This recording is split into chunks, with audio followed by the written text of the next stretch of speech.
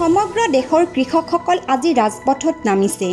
তেওঁলোকৰ খেতি পথাৰ, উৎপাদন কৰা খাদ্য সামগ্ৰী, আনকি খাদ্য সামগ্ৰী বিক্ৰী কৰা বজাৰখনৰ ওপৰতো হেনচকু পৰিছে এচাম ধনৱন্তৰ।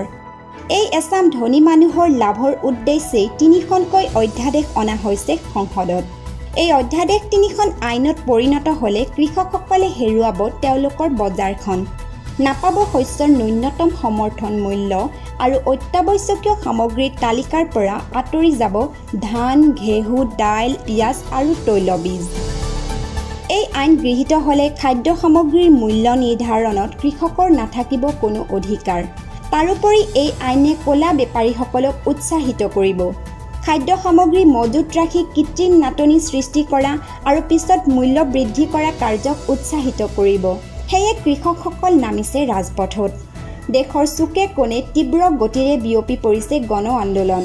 ভাৰতবৰ্ষত কৃষকৰ অৱস্থা তেনেই দুখ লগা। ভাৰতত কৃষকৰ গড় মাহিলী আয় ৬,৪২৬ টকা, বিহাৰত এই নিৰিখ ৩,৫৩৮ টকা। দেশৰ প্ৰায় ৫২% কৃষকেই ঋণগ্ৰস্ত আৰু আটাইতকৈ বেছি সংখ্যক কৃষকে আত্মহত্যা কৰে ঋণগ্ৰস্ততাৰ বাবে। আপোনালোকৰ নিশ্চয় মনত আছে তামিলনাডুৰ তাঞ্জাৱুৰ অঞ্চলৰ কৃষকসকলৰ কথা।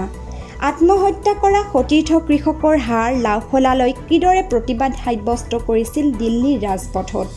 ২০১৯ বৰ্ষত ভাৰতৰ মুঠ ৪২,৪৮০ জন কৃষকে আত্মহত্যা কৰিছে। অসমতো বিগত ৪ বছৰত আত্মহত্যা কৰিছে ৪০ জন কৃষক আৰু ২৪১ জন কৃষি শ্ৰমিকে। কৃষকৰ আত্মহত্যাই ধাৰণ কৰিছে ভয়াৱহ ৰূপ।